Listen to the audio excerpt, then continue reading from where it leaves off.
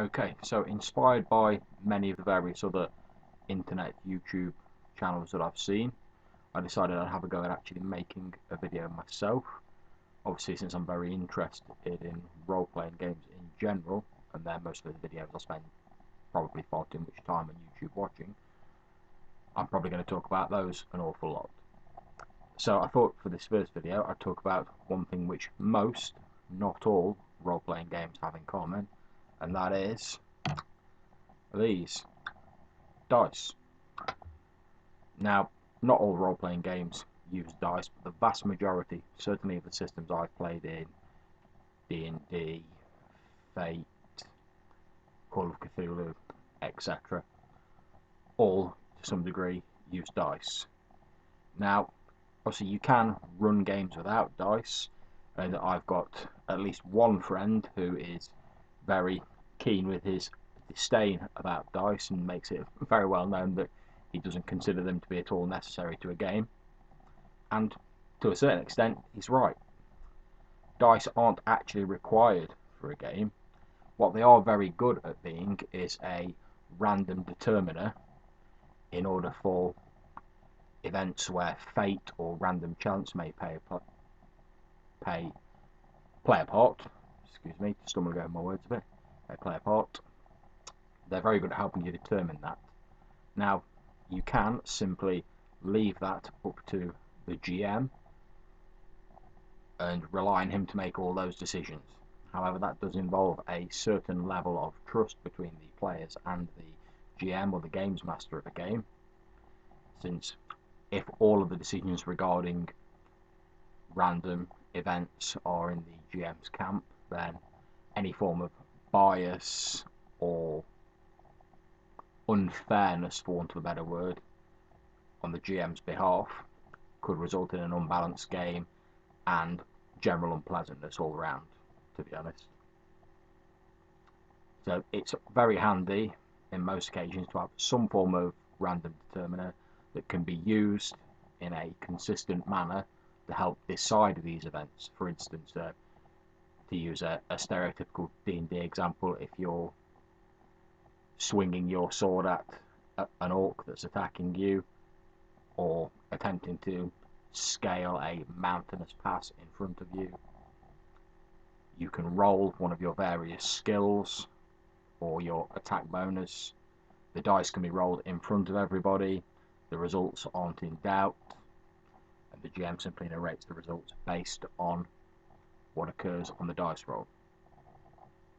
And it's a nice, fair way of doing it. There are, of course, many different types of dice. I've got some here, most of which will be familiar to anyone who role plays.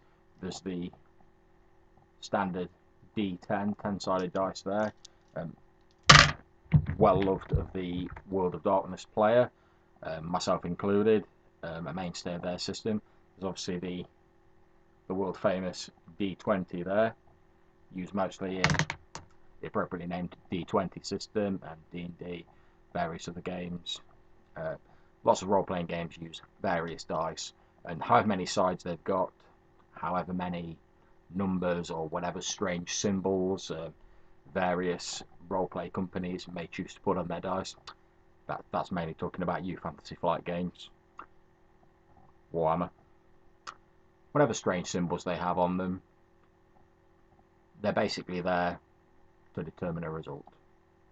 There have been games that have used other forms of random determiners, ranging all the way from a simple coin toss, 50% chance of heads or tails, to the rock, paper, scissors method used in the Mind's Eye Theatre live action offshoot of New World of Darkness, both much loved and much hated by many who've played it. And there are games that have used tarot cards, fortune decks as they're sometimes called, and it all basically comes down to helping work out what happens when you're in these situations with fate or chance playing a part. Now, none of this is necessary for a game. I think one of the mistakes that people often make is believing that the more dice you have or the better modifiers you have to your dice roll, the better your character and the better your game. While dice, or whatever method you choose to use, are very good at doing what they do, i.e. giving you the flat number and helping you to resolve these chance situations, what they aren't is a form of crutch to remove the need to think about your character's actions or replace the actual roleplay elements of the game. The dice are simply there to help facilitate your roleplay, to help you all the players to have a sort of base ground that you can all shoot off from, you can all base your roleplay on. Much as if you're playing a game of D&D, well, certainly in versions 3.5 and earlier, and you're picking your race for your character, the human functioned as the baseline race. All of the differences of the other races stemmed from there. The dice give you this baseline that is the same for each player.